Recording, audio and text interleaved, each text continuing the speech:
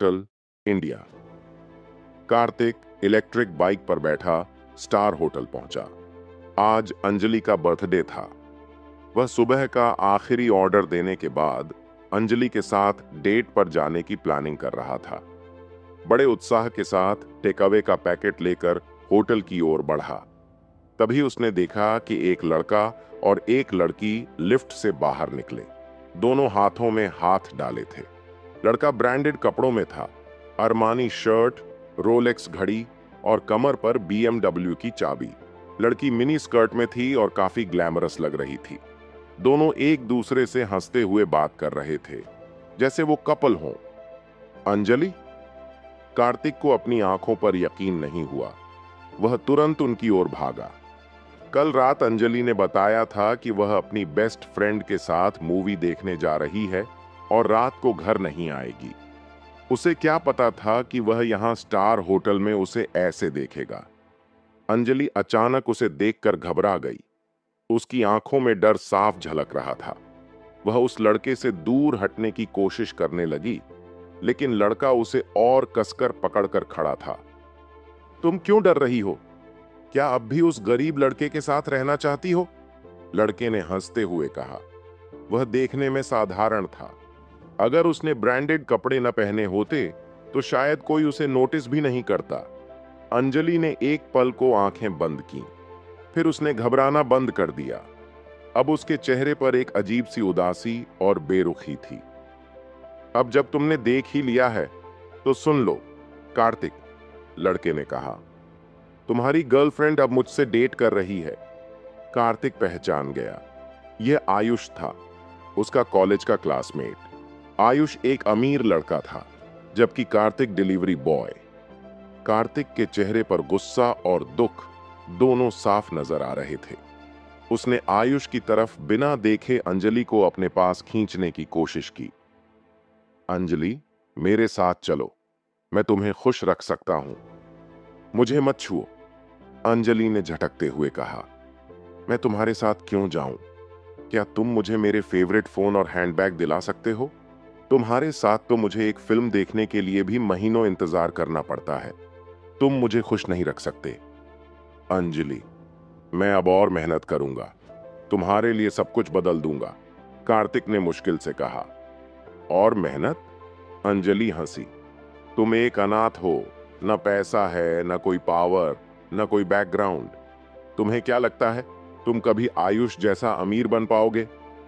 आयुष ने उसे ताना मारा। क्या तुम चाहते हो कि अंजलि तुम्हारे साथ फूड डिलीवरी करे? अंजलि ने ठंडे स्वर में कहा। कार्तिक, अब हमारे बीच कुछ भी नहीं बचा। मैं बहुत पहले ही समझ गई थी कि तुम मेरे लायक नहीं हो। सब खत्म हो चुका है। फिर उसने आयुष का हाथ पकड़ा और मुस्कुराते हुए कहा, चलो आयुष। आयुष जाते जाते बोला, तुम जैसे गरीब लोग प्यार के लायक नहीं होते। और वह अंजलि को अपनी BMW की ओर ले गया। Star hotel, India. अंजलि के जाने के बाद कार्तिक खड़ा बस उसे जाते हुए देखता रहा। उसके दिल में दर्द, गुस्सा और बेबसी सब एक साथ उमड़ रहे थे। तुम मुझे सिर्फ इसलिए छोड़ रही हो क्योंकि आयुष अमीर है?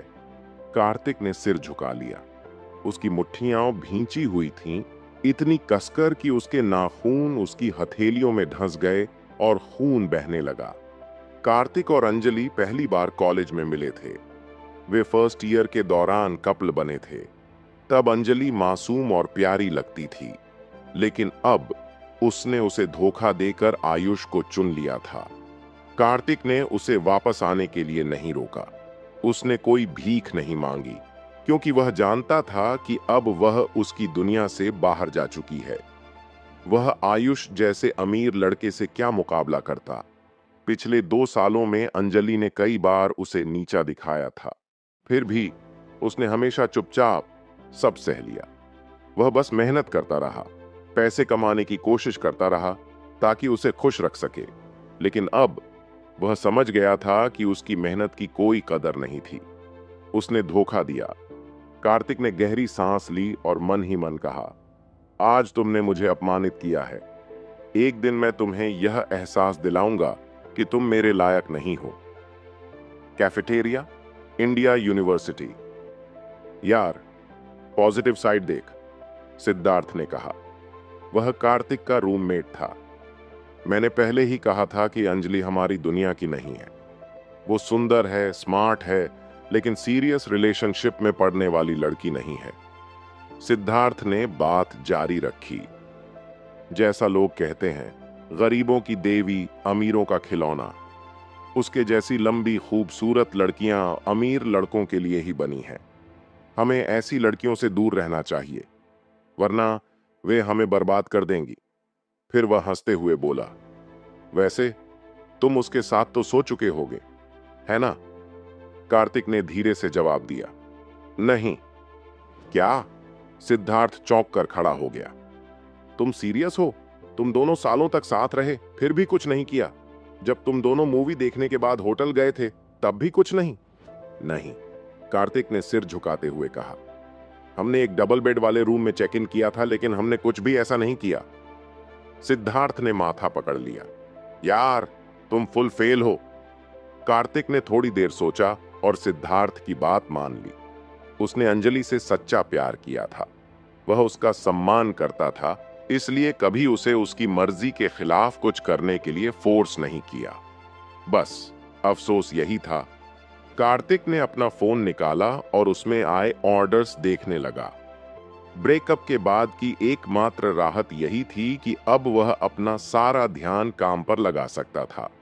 तभी उसके फोन पर एक मैसेज आया, आपके खाते में $1 अरब जमा हुए हैं। अब आपके खाते का बैलेंस $1 अरब 96 है।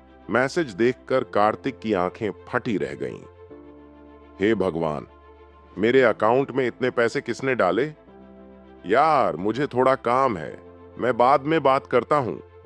कार्तिक ने जल्दी में सिद्धार्थ से कहा और कैफेटेरिया से बाहर भागा। अभी वह सोच ही रहा था कि इतने पैसे कहां से आए, तभी उसका फोन बजने लगा। हेलो, उसने जल्दी से कॉल रिसीव की। क्या मैं कार्तिक से बात कर सकता हूं? एक मध्यम उम्र के आदमी की आवाज थी। उसकी आवाज गहरी, मधुर और धीमी थी। मैं ही कार्तिक हूं। आप कौन? कार्तिक थोड़ी देर के लिए चौंक गया। आपको एक जायदाद विरासत में मिली है। मैं सोच रहा था कि हम कब मिल सकते हैं, आदमी ने विनम्रता से कहा। जायदाद? क्या आप वही हैं जिन्होंने मेरे अकाउंट में पैसे डाले? हाँ, लेकिन ये तो सिर्फ $1 अरब है। ये तो संपत्ति का छोटा हिस्सा है। बाकी जो प्रॉपर्टीज और विदेशी फंड्स हैं, वो लीगल प्रोसेस के बाद ही ट्रांसफर किए जा सकेंगे। हे भगवान, $1 अरब इसका छोटा हिस्सा है। कार्तिक के दिमाग में तूफान चलने लगा। लेकिन मैं तो अनाथ हूं। ये सब मेरे पास कैसे आ सकता है? जब आप मुझसे मिलेंगे, मैं सब कुछ समझा दूंगा। आप एम्पायर वर्ल्ड बिल्डिंग की 38वीं मंजिल पर आ जाइए, आवाज ने शांत लहजे में कहा। कार्तिक कुछ देर चुप रहा, फिर बोला, ठीक है, मैं दोपहर में आता हूं। ठीक है मिस्टर कार्तिक। वह व्यक्ति मुस्कुराते हुए फोन काट देता है। कैंपस से बाहर निकलने के बाद कार्तिक अपने किराए के घर लौट आया। चूंकि वह रात में डिलीवरी का काम करता था, इसलिए अक्सर हॉस्टल का गेट बंद हो जाता था। मजबूरी में उसे बाहर एक घर किराए पर लेना पड़ा। उसका कमरा छोटा था, मुश्किल से 10 वर्ग मीटर का, लेकिन उसे यह काफी लगता था। उसने घड़ी देखी, अभी 12 बजे थे। उसने सोचा, चलो थोड़ी झपकी ले लूं, फिर दोपहर में एम्पायर वर्ल्ड बिल्डिंग के लिए निकल जाऊंगा। तभी अचानक उसे पेट में दर्द महसूस हुआ। वह जल्दी से टॉयलेट पेपर उठाता है और टॉयलेट की ओर भागता है। जब वह बाथरूम में बैठा अपना काम कर रहा था, उसने टाइम पास करने के लिए मोबाइल पर कैंडी क्रश खेलना शुरू किया। अचानक किसी ने बाथरूम का दरवाजा खोल दिया। दरवाजे पर एक लड़की थी। उसने लेस वाली स्लीपिंग गाउन पहन रखी थी। वह अपनी आंखें मल रही थीं और आधी नींद में लग रही थी। वह शीशे के सामने खड़ी होकर अपने बाल संवारने लगी। कार्तिक, जो टॉयलेट बाउल पर बैठा था, चुपचाप यह सब देख रहा था। लड़की को उसका वहां होना पता ही नहीं चला। फिर लड़की ने अपनी कमर पर हाथ रखा और धीरे धीरे अपने गाउन को ऊपर उठाने लगी। जैसे जैसे उसने गाउन ऊपर किया, उसकी कमर और अंडरगारमेंट्स दिखने लगे। कार्तिक का चेहरा शर्म से लाल हो गया। उसकी आंखें बाहर निकलने को तैयार थीं, लेकिन डर के मारे वह कुछ बोल नहीं पाया।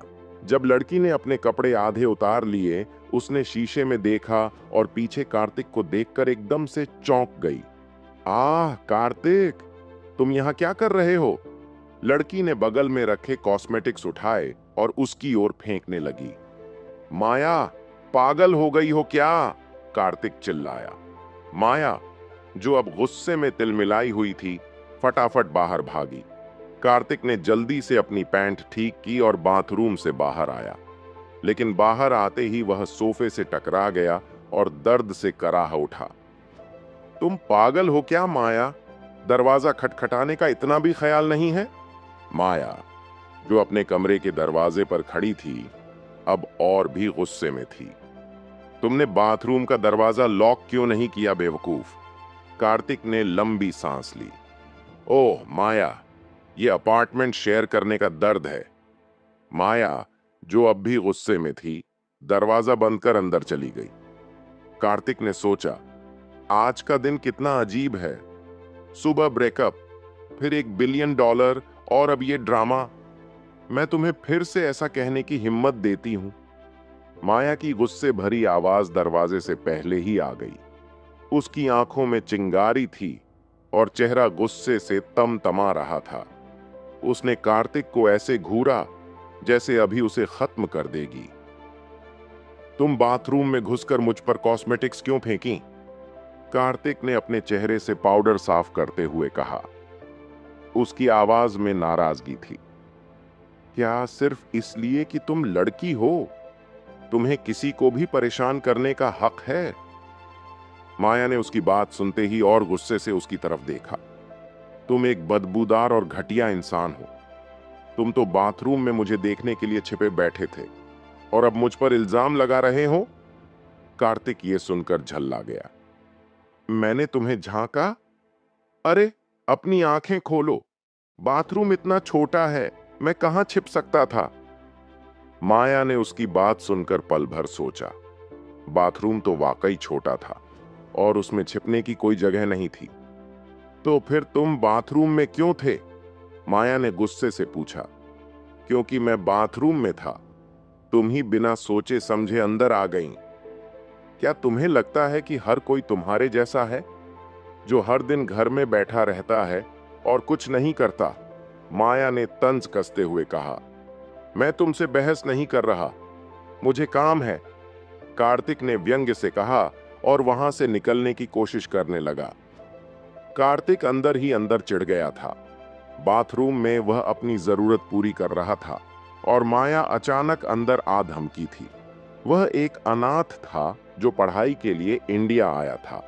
वह अपने खर्चे चलाने के लिए खाली समय में खाना डिलीवर करता था।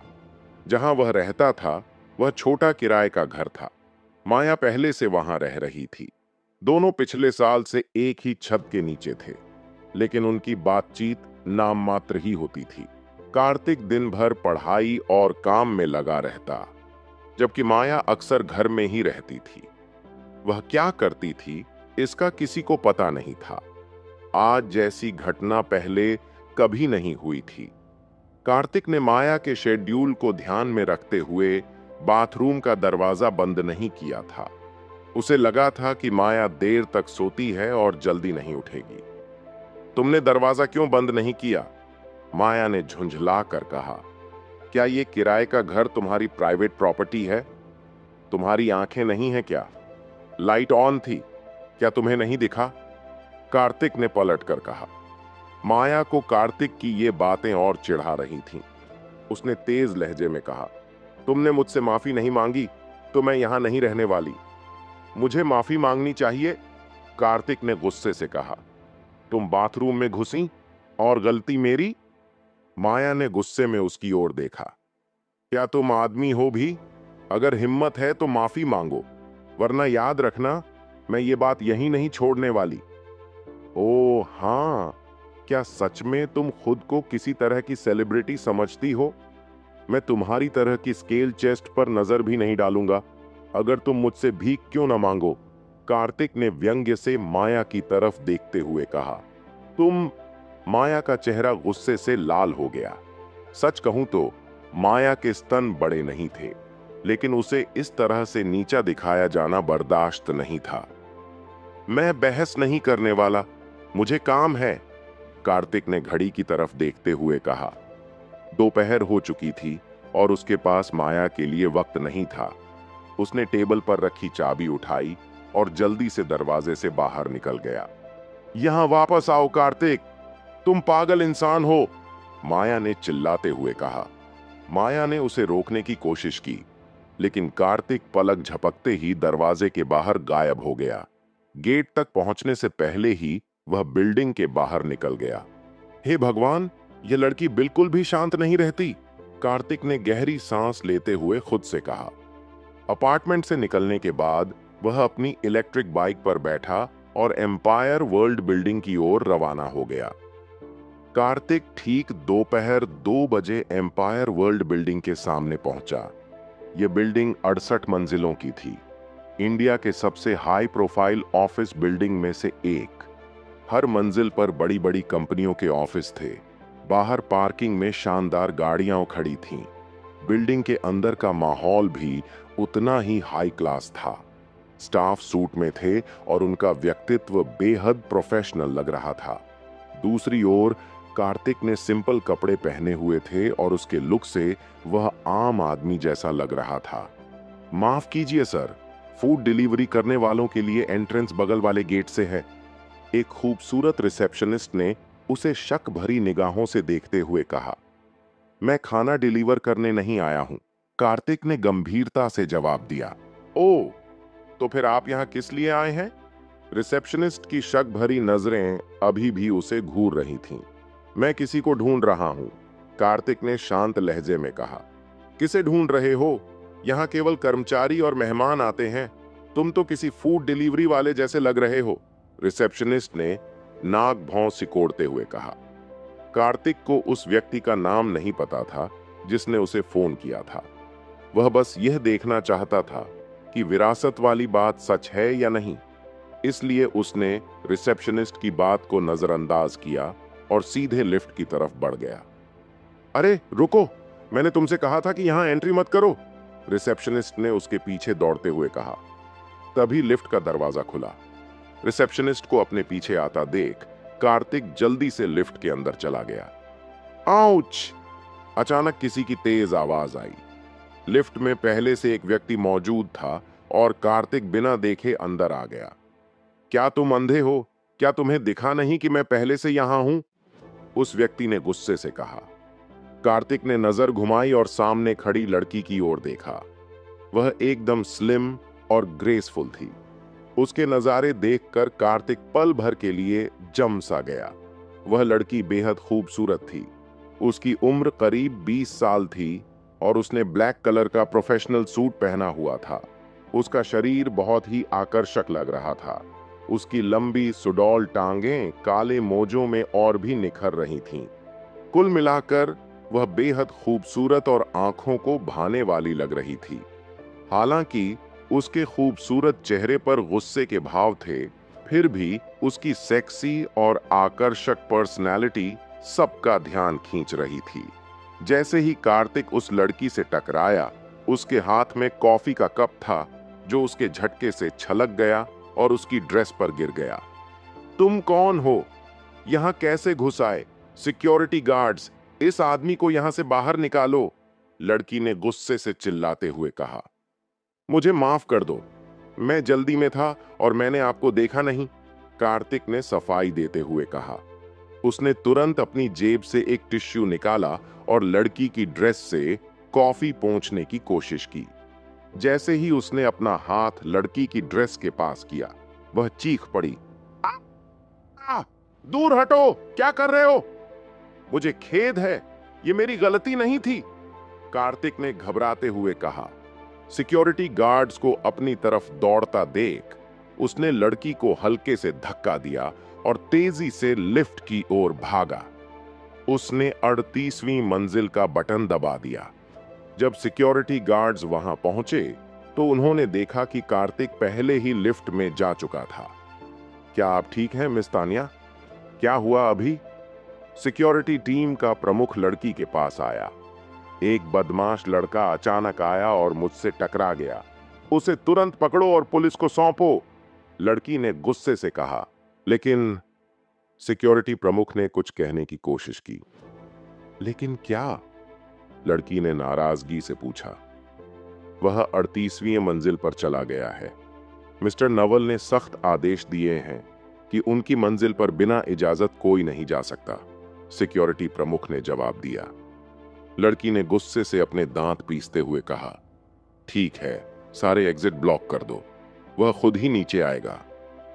लिफ्ट में चढ़ने के बाद कार्तिक ने अपनी सांसें ठीक की और मन ही मन सोचा, उस लड़की का गुस्सा तो बहुत तेज है, लेकिन उसकी सुंदरता भी उतनी ही शानदार है। हालांकि उसे यह भी एहसास था कि वह बड़ी मुसीबत में पड़ गया है। कुछ ही मिनटों में लिफ्ट 38वीं मंजिल पर रुक गई। कार्तिक ने देखा कि पूरी मंजिल पर केवल एक ही ऑफिस था। अंदर का इंटीरियर बेहद शानदार था। खिड़की से पूरे शहर का नजारा दिखाई दे रहा था। डेस्क के पीछे एक कुर्सी पर एक आदमी बैठा था जिसने सूट और टाई पहनी हुई थी। जैसे ही उसने कार्तिक को देखा, वह जल्दी से खड़ा हो गया और उसकी तरफ बढ़ते हुए सम्मान से बोला, मैं आपका इंतजार कर रहा था मिस्टर कार्तिक। तो तुमने ही मुझे बुलाया था? कार्तिक ने हैरानी से पूछा। हाँ, मेरा नाम ओमकार है। मैं एम्पायर वर्ल्ड कॉरपोरेशन का जनरल मैनेजर हूं, उस व्यक्ति ने शांति से कहा।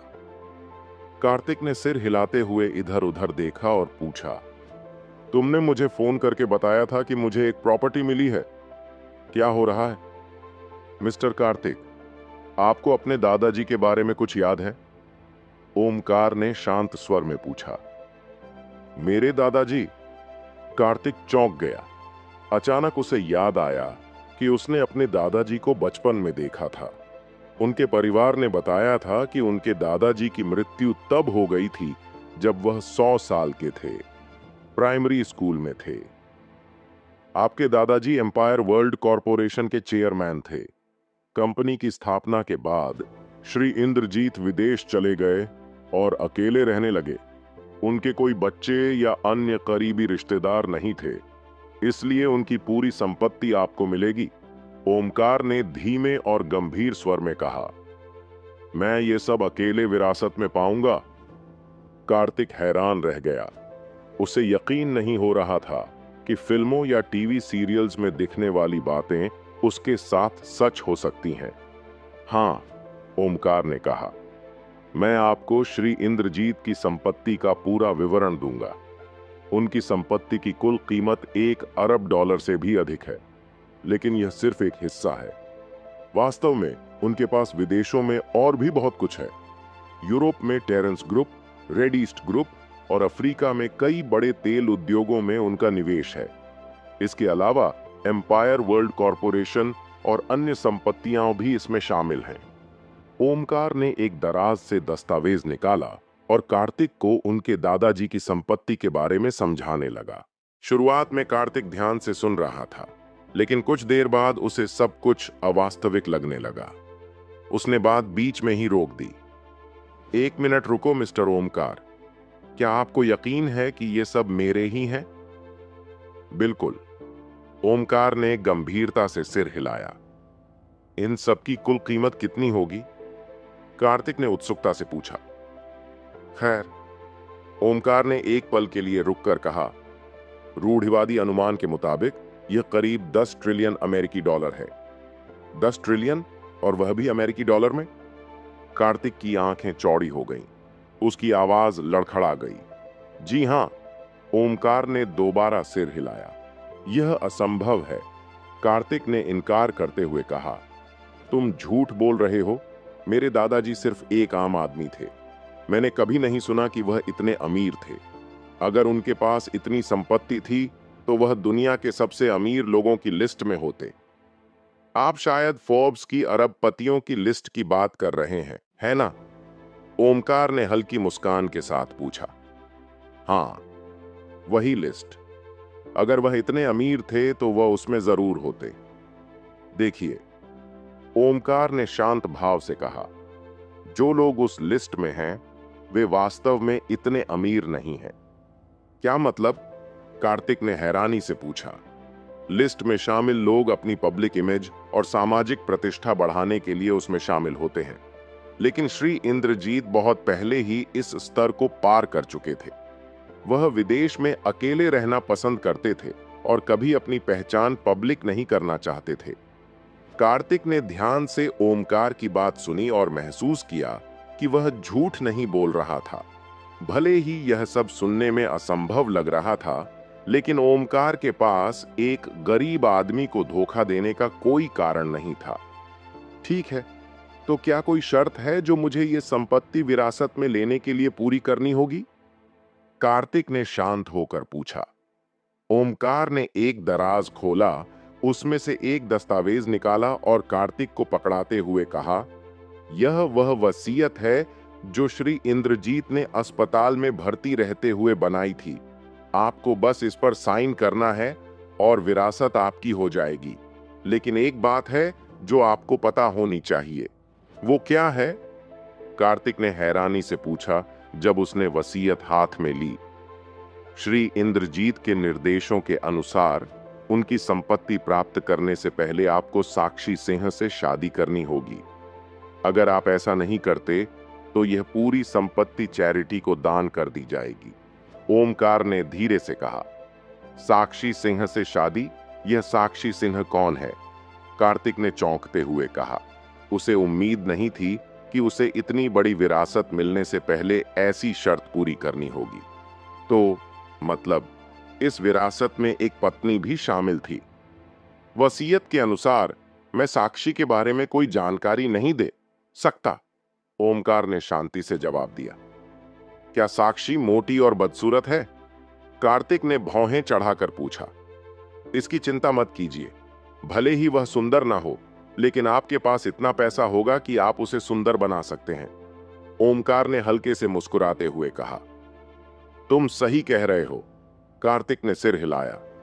ठीक है, मैं इस शर्त को मान लेता हूं। अगर आपके पास और कोई सवाल नहीं है तो वसीयत पर साइन कर दीजिए, यह तुरंत प्रभावी हो जाएगी, ओमकार ने वसीयत को कार्तिक के सामने रखते हुए कहा। कार्तिक के पास इतनी बड़ी संपत्ति को ठुकराने का कोई कारण नहीं था। अगर उसे इस विरासत के लिए किसी जानवर से भी शादी करनी पड़ती तो भी वह कर लेता। आखिरकार उसने गरीबी में बहुत कुछ सहा था। जैसे ही कार्तिक ने दस्तावेज पर साइन किए, ओमकार ने वसीयत को अलग रखा। उसने एक काले रंग का कार्ड निकाला और सम्मान पूर्वक कार्तिक को थमाया। ये क्या है? कार्तिक ने हैरानी से पूछा। यह अमेरिकन एक्सप्रेस सेंचुरियन कार्ड है। यह सबसे प्रीमियम डेबिट कार्ड है जिसे 1999 में लॉन्च किया गया था। इस कार्ड के जरिए आप दुनिया के सबसे खास मेंबर्स ओनली बेनिफिट्स का आनंद ले सकते हैं और अपनी मर्जी से खर्च कर सकते हैं बिना किसी लिमिट के। कार्तिक ने कार्ड को घूरते हुए देखा और फिर मुस्कुराया। क्या तुम सच कह रहे हो कि मैं इसका इस्तेमाल अपनी मर्जी से कर सकता हूं और इसमें कोई खर्च सीमा नहीं है? बिल्कुल, इस कार्ड का खर्च आपकी कंपनी उठाएगी और आपकी कंपनी की कुल मार्केट वैल्यू $10 ट्रिलियन से ज्यादा है। तो अगर खर्च इसी सीमा में हो तो यह कोई समस्या नहीं है, ओमकार ने बड़े ही आत्मविश्वास से कहा। मुझे नहीं पता था कि ऐसा पावरफुल डेबिट कार्ड होता है, कार्तिक ने मुस्कुराते हुए कहा।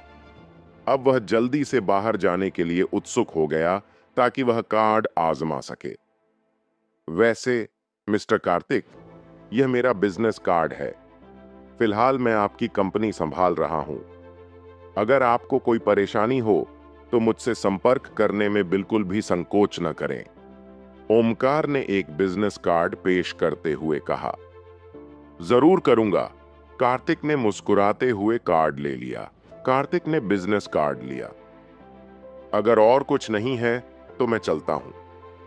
मैं तुम्हें बाहर तक छोड़ आता हूं, ओमकार ने विनम्रता से कहा, कोई बात नहीं, मैं खुद ही जा सकता हूं। कार्तिक ने सहजता से हाथ उठाया और ओमकार के ऑफिस से बाहर चला गया। 5 मिनट बाद कार्तिक लिफ्ट से बाहर निकला। 1 दर्जन से ज्यादा सिक्योरिटी गार्ड्स ने उसे घेर लिया। वह अचंभित था और समझ नहीं पा रहा था कि यह सब क्या हो रहा है। मैं तुम्हारा इंतजार कर रही थी, मिस्टर छोटे बिगड़ैल लड़के। ब्लैक स्टॉकिंग्स पहनने वाली लड़की, जिसे कार्तिक ने गलती से छुआ था, भीड़ से बाहर आई।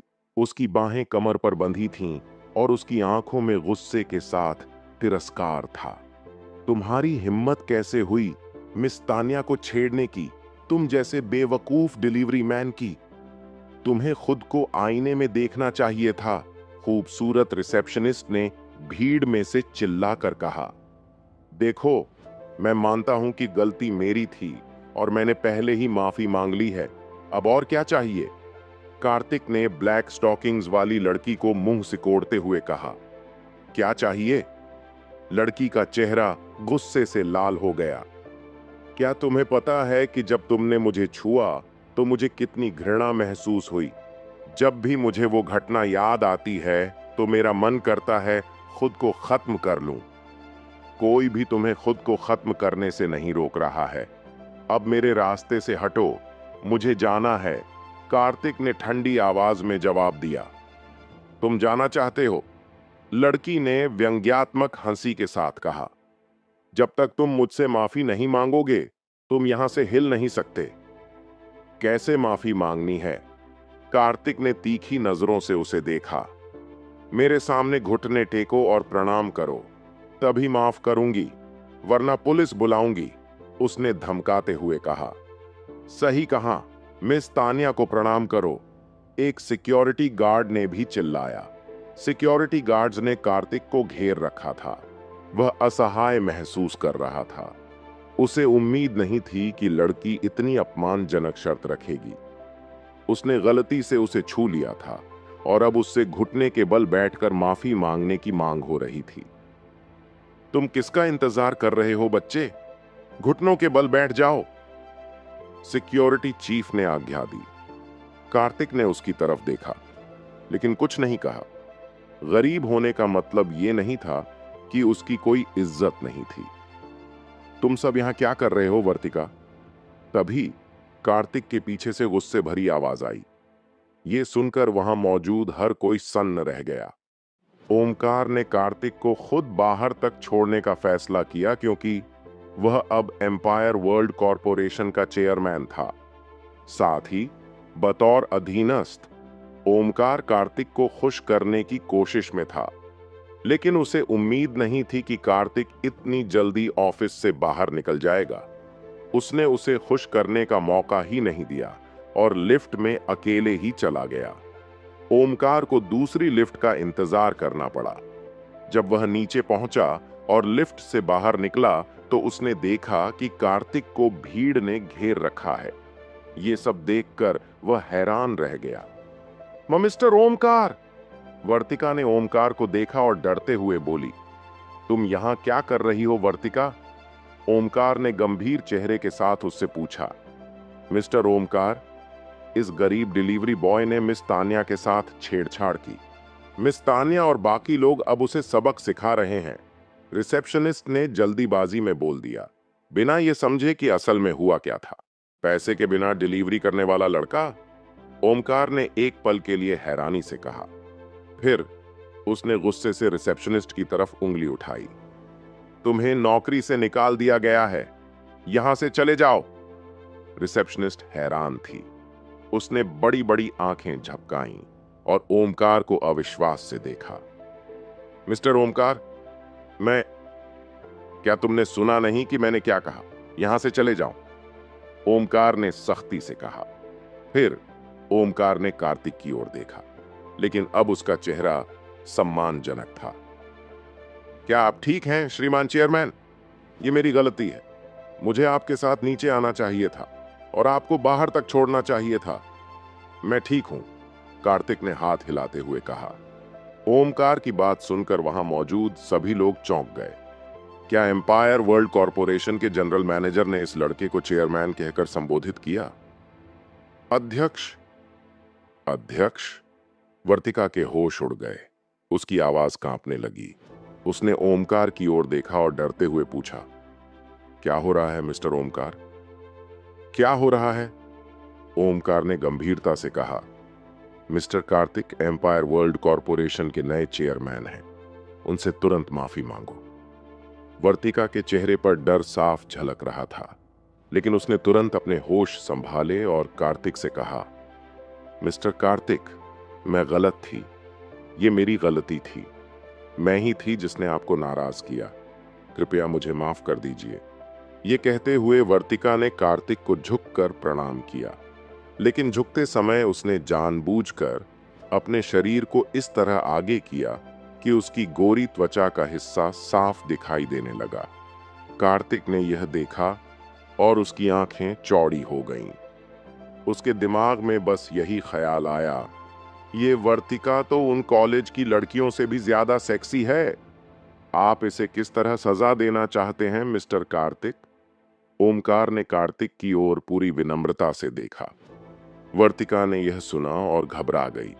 वह तेजी से कार्तिक के पास गई और धीमी आवाज में बोली, प्लीज मिस्टर कार्तिक, मुझे नौकरी से मत निकालिए। मैं आपकी हर बात मानूंगी। एम्पायर वर्ल्ड कॉरपोरेशन जैसी कंपनी में काम करने का मौका हर किसी को नहीं मिलता। ये कंपनी इंडिया की टॉप 100 कंपनियों में सबसे ऊपर थी।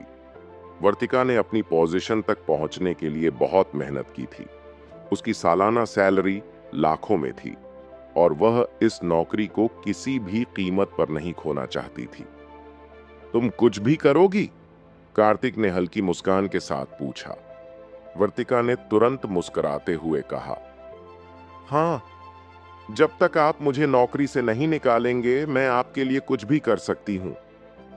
बोलते समय उसने अपने होंठ चाटे और उसकी आंखों में अजीब सी चमक थी। 20 साल की उम्र में ही डिपार्टमेंट मैनेजर बनने वाली वर्तिका को पता था कि उसकी ताकत कहां है।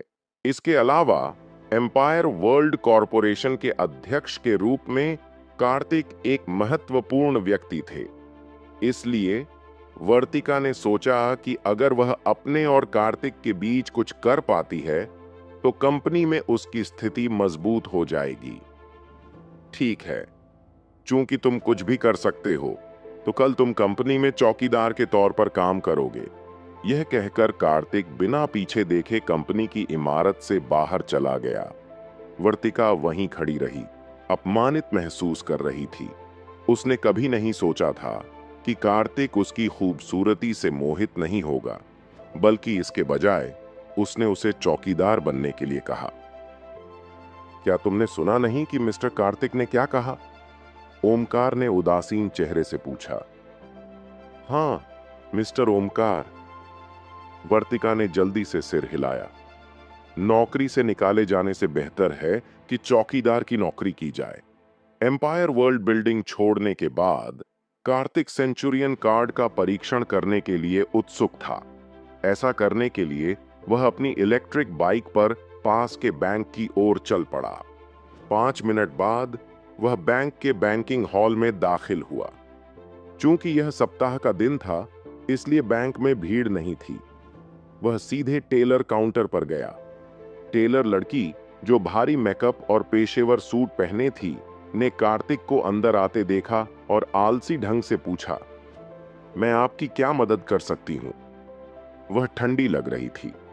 इतने लंबे समय से नौकरी में होने के कारण वह एक नजर में ही उस व्यक्ति की पृष्ठभूमि बता सकती थी।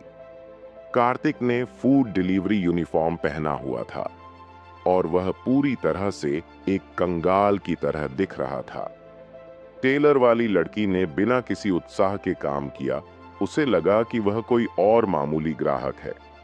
फिर भी कार्तिक को उसकी खराब सेवा के रवैये से कोई परेशानी नहीं हुई। मैं निकासी करना चाहता हूं, उसने साफ शब्दों में कहा।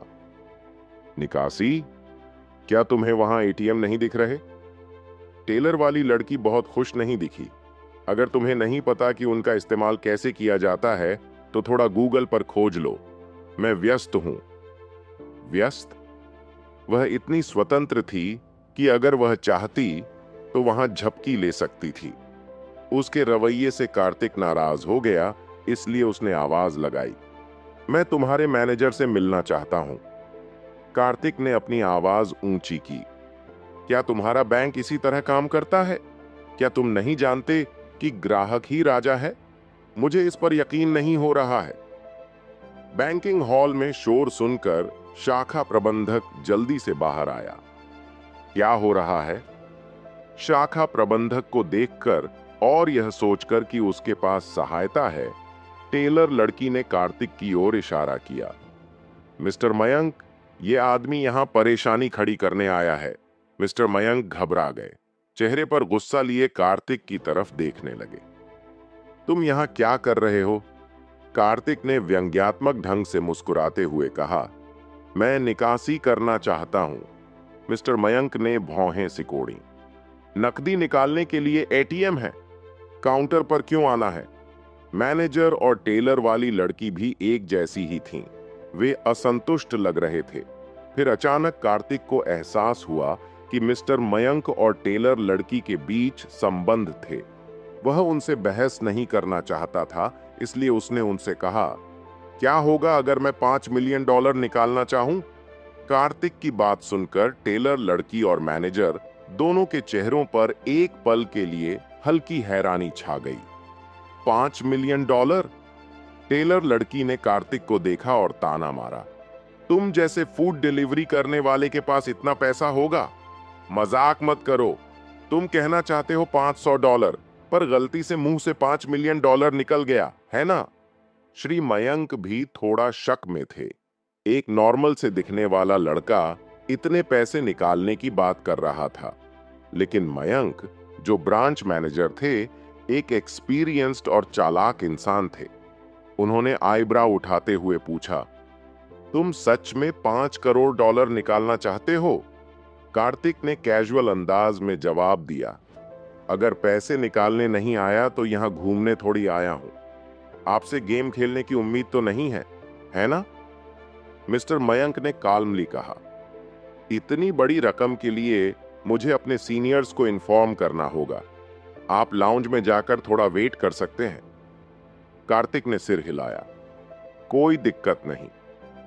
टेलर लड़की ने मुंह बनाते हुए कहा, मिस्टर मयंक, सच बताइए, आपको लगता है कि इस लड़के के पास सच में इतना पैसा है? मिस्टर मयंक ने गुस्से में कहा, चुप रहो और ये सब बंद करो। उनका एक्सपीरियंस कह रहा था कि कार्तिक मजाक नहीं कर रहा। $5 मिलियन निकालने के लिए कोई नॉर्मल आदमी बैंक नहीं आता। उनके मन में ख्याल था कि ये लड़का शायद सुपर रिच है। टेलर लड़की चुप तो हो गई, लेकिन उसके चेहरे पर डिसबिलीफ साफ दिख रहा था। वह सोच रही थी, एक फूड डिलीवरी करने वाला लड़का इतने पैसे निकालने की बात कर रहा है? इम्पॉसिबल। आधे घंटे बाद जब कार्तिक वीआईपी लाउंज से कैश का बैग लेकर बाहर निकला और मिस्टर मयंक उसके पीछे पीछे चल रहे थे, तो टेलर लड़की शॉक में थी। उसकी आंखें इतनी बड़ी हो गईं मानो बाहर निकल आएंगी।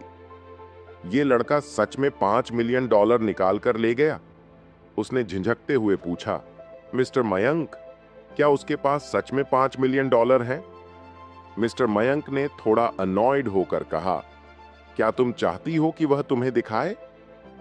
टेलर लड़की की क्यूरियोसिटी थी कि वह बैग खोलकर कंफर्म करे, लेकिन तभी उसने देखा कि मयंक ने रिस्पेक्टफुल टोन में कार्तिक से कहा, अगर हमारे स्टाफ ने कुछ कहा हो जिससे आपको बुरा लगा हो, तो मैं माफी मांगता हूं, मिस्टर कार्तिक। फिर उन्होंने अपना बिजनेस कार्ड निकाला और कहा, ये मेरा बिजनेस कार्ड है। अगर फ्यूचर में आपको कोई मदद चाहिए तो सीधे मुझसे कांटेक्ट करना। कोई भी समझदार इंसान समझ सकता था कि जो $5 मिलियन कैश में निकाल सकता है, वह वीआईपी कस्टमर है। और मयंक जैसे एक्सपीरियंस्ड आदमी को पता था कि ऐसे कस्टमर्स को हैंडल करना कैसे है। वह नहीं चाहता था कि कार्तिक किसी और बैंक में चला जाए। कार्तिक ने धीरे से सिर हिलाया, बिजनेस कार्ड लिया और उसे अपनी जेब में रख लिया। फिर उसने थोड़े निराश लहजे में कहा, मिस्टर मयंक, आपके स्टाफ की सर्विस क्वालिटी बहुत खराब है। अगर ऐसा ही चलता रहा तो आपके ग्राहक जल्दी ही दूसरे बैंकों में चले जाएंगे। उम्मीद है आप अपने स्टाफ को थोड़ा डिसिप्लिन में रख पाएंगे।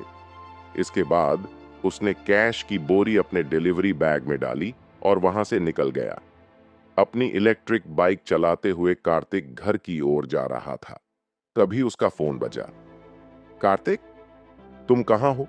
तुम्हें पता है ना कि हमारी दोपहर की क्लासेस हैं? उसके रूममेट सिद्धार्थ ने फोन पर चिल्लाते हुए पूछा। सिद्धार्थ उसका रूममेट था और कॉलेज के कुछ करीबी दोस्तों में से एक। ओह क्रैप, मैं तो ऑलमोस्ट भूल ही गया था, कार्तिक ने घबरा कर कहा। मैं अभी क्लास के लिए निकल रहा हूं, जल्दी करो, सिद्धार्थ ने सख्ती से कहा और फोन काट दिया। कार्तिक ने तुरंत अपनी बाइक तेज की और इंडिया यूनिवर्सिटी के कैंपस की ओर भागा। दोपहर की पहली क्लास फाइनेंस की थी, जिसे रे वॉक्स्टर पढ़ाते थे। रे को सबसे ज्यादा गुस्सा तब आता था जब कोई स्टूडेंट लेट आता। अगर कोई स्टूडेंट 2 बार से ज्यादा उनकी क्लास में लेट आता तो उसे अगला सेमेस्टर उसी सब्जेक्ट में रिपीट करना पड़ता। कार्तिक देर करने की गलती नहीं करना चाहता था। जैसे ही वह कैंपस पहुंचा, उसने अपना डिलीवरी बैग उठाया और तेजी से क्लास की ओर दौड़ा। 5 मिनट बाद वह आखिरकार क्लास के दरवाजे पर पहुंचा, लेकिन वह फिर भी लेट हो चुका था। जब वह दरवाजे पर खड़ा हुआ तो उसने देखा कि पूरी क्लास उसे घूर रही थी। रे वॉक्स्टर ने उसे अनदेखा करते हुए अपना लेक्चर जारी रखा। सॉरी, कार्तिक ने दरवाजे के पास खड़े होकर कहा। आखिरकार रे ने अपना पॉइंटर नीचे रखा और ठंडे स्वर में कहा, कार्तिक, क्या तुम टाइम देखना भूल गए थे? क्या तुम यहां पढ़ाई करने आए हो या फूड डिलीवरी करने? उनके सार्कास्टिक सवाल सुनकर पूरी क्लास जोर से हंस पड़ी। कार्तिक, जो अपनी पीली डिलीवरी यूनिफॉर्म और हाथ में फूड डिलीवरी बैग लिए खड़ा था, वाकई में डिलीवरी बॉय लग रहा था। रे ने ताना मारते हुए कहा, आओ आओ, अपना बैग खोलो और सबको दिखाओ कि तुमने आज कौन कौन से मजेदार खाने डिलीवर किए हैं। यह सुनकर क्लास में फिर से ठहाके गूंजने लगे। सबसे जोर से हंसने वाले अंजलि और आयुष थे, जो क्लास की आखिरी रो में बैठे फ्लर्ट कर रहे थे। यह देखकर कार्तिक को और बुरा लगा। अंजलि, जो पहले उसकी गर्लफ्रेंड थी, अब उसे इग्नोर करती थी और आयुष के साथ ओपनली फ्लर्ट कर रही थी। सारे क्लासमेट्स को पता था कि अंजलि ने कार्तिक को छोड़ दिया था। मुझे नहीं लगता कि यह जरूरी है, कार्तिक ने ठंडे लहजे में जवाब दिया। हालांकि रे वॉक्स्टर इंडिया यूनिवर्सिटी में लेक्चरर थे, लेकिन वह ऐसे टीचर नहीं थे जो स्टूडेंट्स की परवाह करते हों। उल्टा, वह गरीब स्टूडेंट्स को नीची नजर से देखते थे और अक्सर कार्तिक को परेशान करते थे। दूसरी तरफ वह अमीर फैमिलीज के स्टूडेंट्स को खुश करने की पूरी कोशिश करते थे, जैसे वह उनका पालतू कुत्ता हो। अपना डिलीवरी बैग लेकर अपनी सीट पर जाओ, और सुनो, अगली बार अगर तुम लेट आए तो मेरी क्लास में कदम मत रखना। ये गरीब लोग जितने गरीब होते हैं, उतने ही बेकार भी, रे ने कोल्ड स्वर में कहा और कार्तिक की ओर इंटरेस्ट खत्म करते हुए मुंह फेर लिया। कार्तिक के पास उनके कहे अनुसार ओबे करने के अलावा कोई ऑप्शन नहीं था। वह अपना डिलीवरी बैग लेकर चुपचाप क्लास के अंदर चला गया। कई स्टूडेंट्स उसकी तरफ देख रहे थे, कुछ आपस में फुसफुसा रहे थे और हल्की हंसी भी निकाल रहे थे। शायद वे उसकी डिलीवरी जॉब पर बात कर रहे थे। कार्तिक अपनी सीट पर बैठ गया, लेकिन उसका ध्यान लेक्चर पर नहीं था। उसने एक बार पीछे की रो की ओर देखा, जहां अंजलि और आयुष बैठे थे। उनका देखना उसे और ज्यादा हर्ट कर गया। कार्तिक, तुम ठीक हो? उसके रूममेट सूर्यांश ने धीरे से फुसफुसाते हुए पूछा। मैं ठीक हूं, कार्तिक ने उदास लहजे में कहा। तुम लेट क्यों आए? वैसे मैंने सुना है कि तुम और अंजलि। सूर्यांश, ये बात मत छेड़ो, सिद्धार्थ ने गुस्से में सूर्यांश के कंधे पर हल्का सा मुक्का मारते हुए कहा। सिद्धार्थ और सूर्यांश दोनों स्कूल टाइम से ही कार्तिक के अच्छे दोस्त थे। उन्होंने हमेशा उसकी मदद की थी। और कार्तिक यह कभी नहीं भूला। मैं ठीक हूं, सच में। कार्तिक ने हल्की मुस्कान के साथ उनकी ओर देखा। फिर उसने अपना डिलीवरी बैग पैरों के पास रख लिया। सिद्धार्थ और सूर्यांश समझ गए कि कार्तिक का मूड खराब है, इसलिए उन्होंने उसे और परेशान नहीं किया। क्लास का पीरियड जल्दी ही खत्म हो गया। रे के जाने के बाद एक प्यारी सी लड़की खड़ी हुई। क्लास, कल वैलेंटाइन डे है, चलो सब मिलकर डिनर करते हैं, उसने मुस्कुराते हुए कहा। वह लड़की अदिति थी। वह क्लास की कोर्स रिप्रेजेंटेटिव थी। लगभग 20 साल की अदिति बहुत सुंदर थी। उसने नीली शॉर्ट ड्रेस और स्पोर्ट्स शूज पहन रखे थे, जिससे वह यंग और एनर्जेटिक दिख रही थी। अदिति दयालु और मासूम थी। उसने कभी कार्तिक को गरीब समझकर नीची नजर से नहीं देखा, उल्टा उसने कई बार कार्तिक की मदद की थी। हाँ, फाइनली हम साथ डिनर कर सकते हैं। कोर्स रिप्रेजेंटेटिव ने बोल दिया है तो जाना ही पड़ेगा। पूरी क्लास अचानक से एक्साइटेड हो गई। सिद्धार्थ कार्तिक के पास आया और उसका कंधा पकड़ते हुए बोला, कार्तिक, आज डिनर पार्टी में हमारे साथ चलो। बहुत दिन हो गए क्लास की पार्टी साथ में अटेंड किए हुए। सिद्धार्थ, तुम इस कंगाल को क्यों बुला रहे हो? इसके पास डिनर पार्टी में आने के पैसे नहीं होंगे। पेंसिल स्कर्ट पहने मे यंग ने चिढ़ते हुए कहा। कार्तिक ने सिर उठाकर उसे देखने से खुद को रोक नहीं पाया। मे यंग अंजलि की सबसे अच्छी दोस्त और रूममेट थी। वह अक्सर कार्तिक को ताने मारती थी। अंजलि ने कार्तिक को छोड़कर आयुष के साथ रहने का डिसीजन मे यंग के इन्फ्लुएंस में ही लिया था। सही कह रही हो, कार्तिक जैसे कंगाल के पास पार्टी में जाने लायक पैसे कहां से आएंगे? अंजलि की दूसरी रूममेट रश्मिने ने सार्कास्टिक लहजे में कहा। नंदिता, रश्मि, तुम दोनों क्या बात कर रहे हो? सिद्धार्थ चिढ़कर बोला। क्या मैं गलत कह रही हूं? क्या इस गरीब डिलीवरी बॉय के पास पार्टी में शामिल होने के पैसे हैं? हमने कितनी पार्टीज की हैं, पर क्या कभी इसने किसी में हिस्सा लिया? मैंने आंखें घुमाते हुए जवाब दिया, अगर कार्तिक के पास पैसे नहीं हैं तो मैं उसका खर्चा उठाऊंगा। क्या आप सबके लिए उसे इंसल्ट करना जरूरी है? सूर्यांश ने कहा, जो अब चुप नहीं रह सका। ओहो सूर्यांश, जब तुम इतने अमीर हो तो मेरा खर्चा क्यों नहीं उठा लेते? आयुष ने मुंह बनाते हुए ताना मारा। सूर्यांश ने आयुष की ओर देखा। उसकी आंखों में असमंजस दिख रहा था। सच तो ये था कि सूर्यांश का परिवार ठीक ठाक पैसे वाला था, लेकिन आयुष के सामने कुछ भी नहीं था, इसलिए वह चुप हो गया। मैं कार्तिक का खर्चा उठाऊंगी, हम सब क्लासमेट्स हैं, ऐसे इंसल्ट की क्या जरूरत है? अदिति ने गुस्से में कहा। वह भी इस बर्ताव से तंग आ गई थी। तभी कार्तिक ने शांत स्वर में कहा, अदिति, तुम्हें मेरे लिए पैसे देने की जरूरत नहीं है, मेरे पास पैसे हैं। उसकी बात सुनकर सब हैरान रह गए। उनकी नजरों में डिसबिलीफ था। कोई नहीं सोच सकता था कि कार्तिक खुद से पार्टी में आने की बात करेगा। आखिरकार 3 साल से क्लास का हिस्सा होने के बावजूद कार्तिक ने कभी किसी पार्टी में हिस्सा नहीं लिया था।